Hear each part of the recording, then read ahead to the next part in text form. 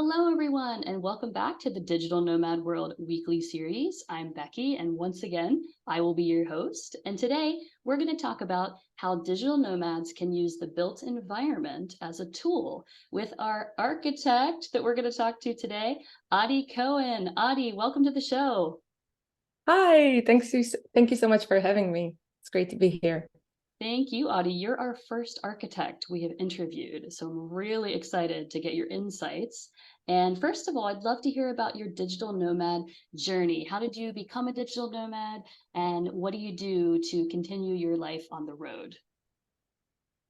Sure. Well, it's a very long story, to be honest. But We have a little bit of time. We have some time. yeah, okay. So let's say that I did not know that I'm going to be a digital nomad when I started. And I'm not one of those stories where first I had a job and then I left my country and then I knew how life is going to unfold. For me, it all started with a personal crisis in my life where when my life partner and I decided to split and a dear friend of mine passed from cancer. That was that point in my life where I achieved everything one can consider that adult life should have. I was a partner at a firm, I was married, and I just felt like something is not right. Like, everyone around me seems to be satisfied, and only I have this itch or something telling me that, is that all there is? Like, is this what life is about?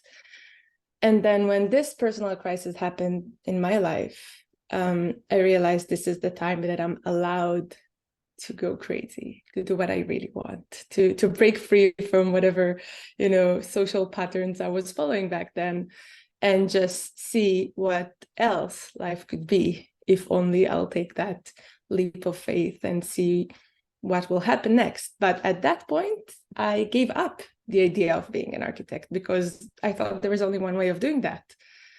So when I got my one-way ticket to Japan, I didn't know that I'm still going to be an architect. I had all sorts of different ideas of what will I do. And I remember looking at back then it was 5.5 years ago, right? So it was quite a while. Looking at my digital nomad friends and thinking like, oh, wouldn't it be nice if I could do that? But, I'm an architect, so that's not available for me because there's only one way of being an architect. You have to have a firm, you have to stay in one place to, create relationships and also, build the buildings, and that's required to stay put. And then life happened, so for a while I was lost and I enjoyed being lost. Like it was horrifying, but it was also that moment in life when you don't know what you're looking into when you look at the future. You can't see anything, but it also means that everything is possible, right? So I rather not know until now. Like I love not knowing how next month is going to look like, how next week is going to look like, because I'm so tired of living routine life and have everything planned. And it's just, there's a part of me that needs that adventures, uncertainty. And when I allowed myself to follow that, that's when all the magic happened. Wow. So yeah. So, and then just to wrap up, I guess this story is I started meeting people who needed my skills as an architect. And that was quite magical and random. So, I also have a podcast and it's called Go Out and Talk to Strangers, because whenever I'm receiving questions from people like, oh, I also want to be a nomadic architect, how can I do it? It's like, you have to start by going to places you don't normally go to and talk to people, like speak to people that are different from you, that have different light paths, because this is where I found my opportunities and my tribe and, all of that. And then when that happened a few times, I realized that I can do both. And I had to adjust my business, and we can, I guess you also have some questions about this, so I won't tell it all at once, about how a nomadic architecture studio should look like and work like. Yes, I am curious because I have this idea that architects need this like these huge computers with modeling software, and they've got to be next to someone on their team at the office to do these projects. How have you been able to build this traveling nomadic architect studio? Sure. It's a really great question, and I get it all the time. So I think it all comes down to I had to identify what is that part of the architectural work that I can do without being in one place. Where is that? Where can I use my skills in the best possible way without, needing to be familiar? Also, humbly, I don't know all the regulations and country codes, all that around the world. So you always want to have a local architect to collaborate with. And then this is what I could offer. So right now, what we're doing is we're transforming ideas into spaces and see how those spaces transform us, which is really the most interesting part of architecture. Like, what does it mean to create a place and how it creates an invitation to behave in a certain way? And then also measuring that back into, okay, so how do we feel in places and how can we design them in a way that activates our senses and activates the things that we want to do? So basically, I get to do the most interesting part of architecture, which is developing ideas, concepts, and layouts. And then we'll collaborate with local firms that do license and execution, but they're also our partners. Like, I want them to be part of the process. I want them to express their opinions. This is interesting. This is where things get really interesting when you have teams that are, diverse, and there's an amazing amount of exchange and ideas and brainstorming, and this is really fun. And then when I realized that I didn't invent this, right? So the biggest firms in the world, all the architects, this is how they work. They work at developing ideas and concepts and designs, and then they'll have a local firm that they partner with to do the execution. That's the same model, but I don't have to wait until I'm, I don't know, really famous and 50 to do that. I can do that today using my own personal experience. I've been working for almost 7 years before I went on this road. And that's another thing that is important for me to say. I know people are eager to start now. They just graduated and they want to start now. It's a huge responsibility to be an architect. And I learned so much working in a firm. I worked in 2 different firms, spending time there, always asking questions, always going on site. I asked my bosses, partners to attend all the meetings I could, because you learn by doing. If you just do your own, what you're supposed to do, and that's it, you don't make progress. But if you have an open mind and be curious, allow yourself to be curious, and yeah, be more active, then you learn more, and then you can also one day lead that. But first, it kind of makes sense to have this initiation process where you get our license, and just to understand how things are structured so we can restructure them. Does it make sense? Absolutely. And I know that the network you build when you're in those firms initially is so important, because I can't imagine you would have many contacts just getting out of school beyond university. And I think networks are so powerful in the chance to build the next project. Absolutely. Funny that you say that, because most of my clients are not Israelis. They're, global citizens themselves. But I guess it's more about having a practical experience.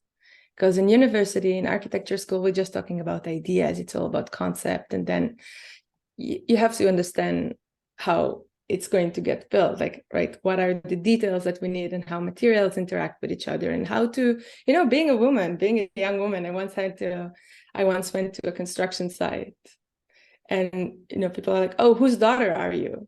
Like, I'm the architect. Being a woman in such a male dominated field, you have to understand what you're talking about. You have to come there and sometimes tell someone who's at the age of your father, I'm not happy with how you build this wall, redo it. How do you do that, right? You have to understand how it should look like to be able to even identify it. Yes, absolutely. Well, the other piece, so you mentioned your clients, most of them are not Israeli, or all of them are not Israeli. And you said something so powerful, which is go out and talk to strangers. This is something we can all do. And I'm curious, what are your techniques for doing that? How did you start doing that? And how do you continue to do that to expand your network? Sure. So, one of the, let's say, defining moments in my journey was to come to Lisbon about 5 years ago and meet the nomadic tribe here, right? It was quite small back then. And I remember walking in, going by myself to one of the meetups, and I didn't know anyone. And there's always this a little bit of social anxiety when you're like, why am I doing this to myself? I don't know anyone here. You go to this room full of people and you just have to like take a deep breath, maybe grab a drink and go to someone that looks interesting and just say, hi, I'm Adi. Who are you? Like, where are you from? And just start a conversation. And this is how I met one of my closest friends.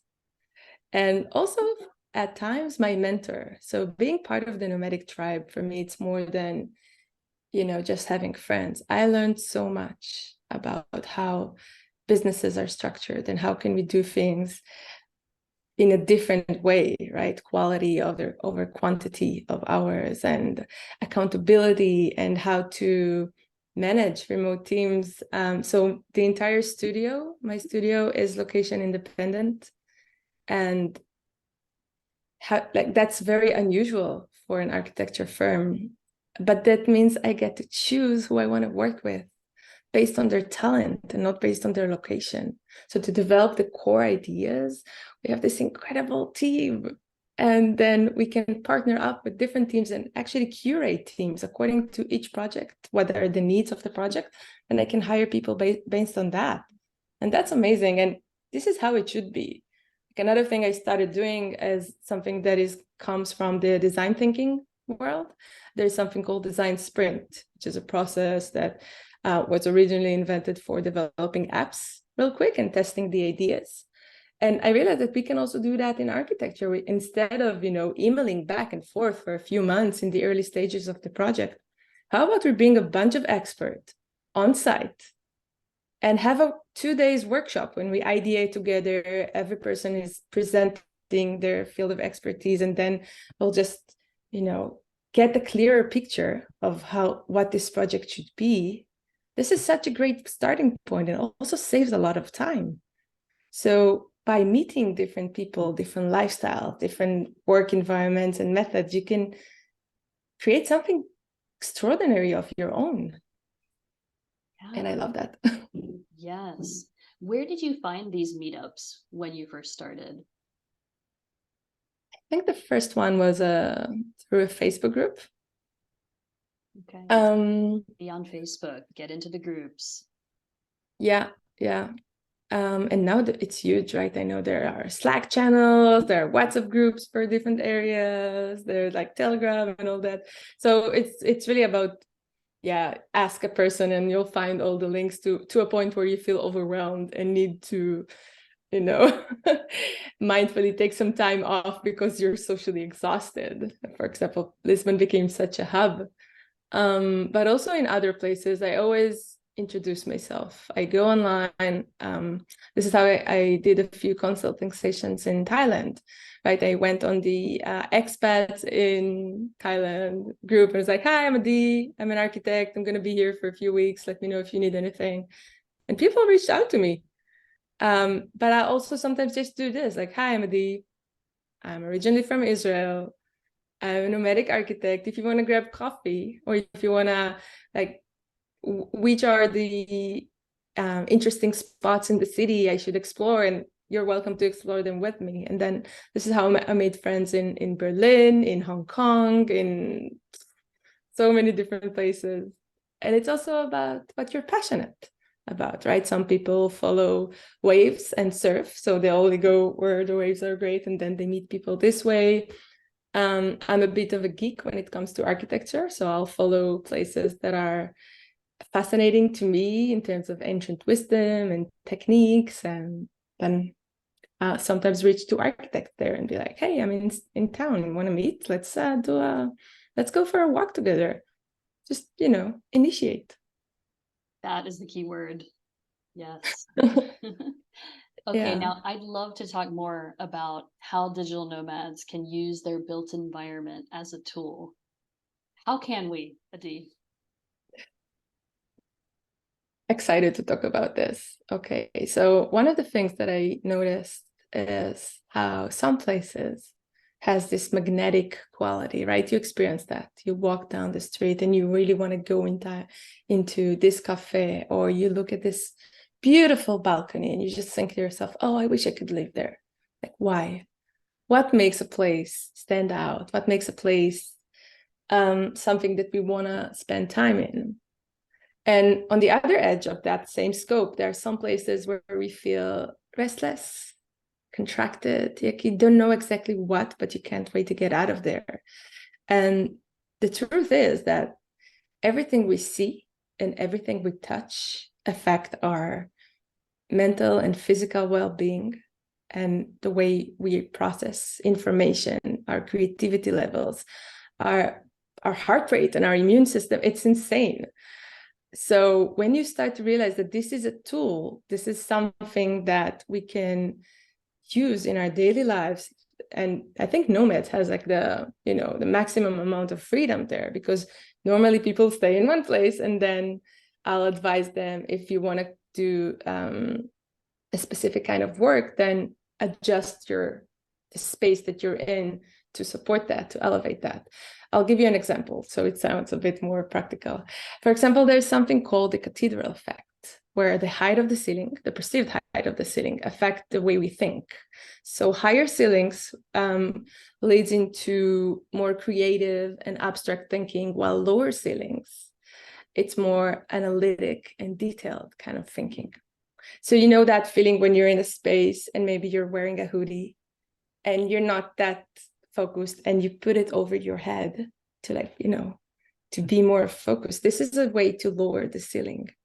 This is a way we do, so clothes are also architecture, and everything, we have different ways of interacting with this. So for example, if you, Becky, know that you want to ideate an amazing new idea for your next company, and you're about to travel somewhere, you know which space you're going to choose to do that. Also being in close contact with nature to see a green view from the window, or even a distant view like the one you have behind you. We are neurobiologically wired to respond to that. And that will result in better performance, more creativity, more ideas. Isn't it wonderful? Yeah, and Yeah. I'm sure there's people watching this, listening to this right now that have not thought so deeply about how the environment around them is affecting them. I will tell you, I've noticed over time for myself, when I really want to get focused, I almost like to be in a tiny room, a basement. I need to have no windows for a few hours. I don't know if Yeah. that's strange, but that is No. what I think for me. There's something with FOMO going on around me. I'm getting distracted if I look out the window. So I really get focused and get more done in a like very specific amount of time with no windows. That's amazing that you pay attention to it. If you think about surgeries, right, and the rooms where surgery takes place, they don't have any windows, and the ceiling is quite low, because you don't want to have any external stimulation, or even to know what the time of the day is. You want to control the light, and you want to control the temperature of the light to be as focused as you can. So that makes a lot of sense. It's actually, we call it the cave, right? That feeling of like cocooning somewhere and just like, don't talk to me, now I'm here now. And that's so smart of you. I love that. Yeah, it's like you said, it's interesting when you start to notice these things. It How is. And we're so else? busy Yeah. nowadays with like biohacking everything, right? So we're taking supplements, and we have those rings that measure our sleep and our diet and ice baths and all that. But how about the places where we live in? You know, we spend about 90% of our life indoors, inside buildings. Yeah, That's we need to insane. think about it. Yeah. How else can we help ourselves in our environment create the best space for us? Sure. Okay, so I'll tell you one of my kinks. Light. So sometimes when I go to Airbnbs, I'll change the light bulbs from white light to yeah, I'll keep them in the drawer, you know, it's just a suggestion, but it's I just can't help it. You know, when you go into a room and there's this bright white light and it's nighttime, this is so bad for your soul. We have, when we look at light, and the sunlight is the best, right? So we have the full spectrum. But with artificial light, we have blue light, which is white, and red light, which is what we call warm light. And those different temperatures of light affect our alertness and how awake we are, but it could also harm us. You know, I don't know if you had the experience of working somewhere that has fluorescent lights. Like people have migraines and this quality of their sleep is just getting all fucked because of that. So what we can do is be more aware of it. So for example, overhead lights stimulates the, 12 o'clock noon when we're like awake, ready to do anything. And then once we go below the eye level, that signals our body it's almost time to sleep. And that's where we want to have more warm lights. You know, if you look at sunset, why are we such a big fan of sunsets? So we can see how having the light source in the eye level or below it kind of puts our body in that phase of, okay, it's almost time to relax. And now it's time to do some other processes in the body. So whenever you're going in your apartments or hotels, when you're in, make sure that the light serve the same purpose that you're looking to experience in that moment. That's rather easy. Yeah, thank you for that. I also have heard that you should, well, this makes sense anyway, but you should avoid working in your bed because the bed is a place for sleep and your body, your mind is going to tell you that. And so if you start working in your bed, then your mind starts thinking, I should be awake, I should be working, and these things become disconnected. So a lot of nomads, they end up on the road just in a studio apartment or just a bed and there's a desk somewhere. So that's one thing I've heard, stay out of the bed, even if it's more comfortable. I do break this rule myself sometimes. I don't know if you've heard this. That's okay. You know, it depends on what is the kind of work you need to do that day. There's also something about soft surfaces and hard surfaces, like different chairs. For example, when we'll design a meeting room, if the chairs will have cushions, people are more likely to behave in a more empathetic way than when the surface is hot. Same goes for holding a hot beverage when you're talking to someone. So there's so many things, our subconscious tendencies and how we are responding to everything around us. It's such a huge topic. We can talk about it all day. And I think most of us, we feel it intuitively.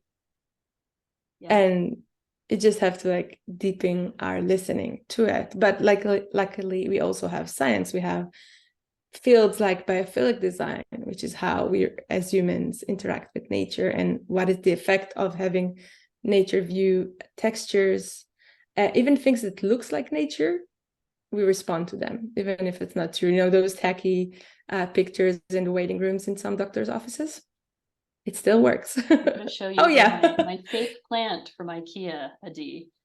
Yeah. My friend recently stayed with me and she said, that plant's doing really well. And I said, it's fake, but it makes me feel good having it next to my desk. Exactly. So if you can't have a real plant, this is the second best thing to have. Yeah, it does help. Another field that is up and coming called neuroaesthetics, which is how our brain respond to beauty. Oh. It's just so fascinating. Yeah. And many of the things are not happening in our conscious mind. It happens through our bodies, and then we just get this feeling about something. And I want to invite you and all of our listeners and viewers to act on this feeling and to ask, how do I feel in this space? Yes. Is this supporting me? or should I go somewhere else? Yeah. Should I go somewhere else? Or is it just a case of maybe changing the light bulbs or moving the light around, moving yourself Yeah, around to a different. optimizing. Sometimes it's small things. It's really small. And we can do that. We just have to, we're so often here somewhere in our head, right? With all those thinking and not being so in our bodies. And there is so much wisdom in being listening to whatever. There's something called embodied cognition. Like the body knows a lot. And we can communicate with it through design or through active listening. Well, Adi, I'm curious. This is a hard question, I think. Is there any place you've been, any co-working space you can think of that really seemed attuned to a lot of these principles and just made you feel fantastic being there? Any places in the world that make you feel that way? Oh, I have to scan so many places now.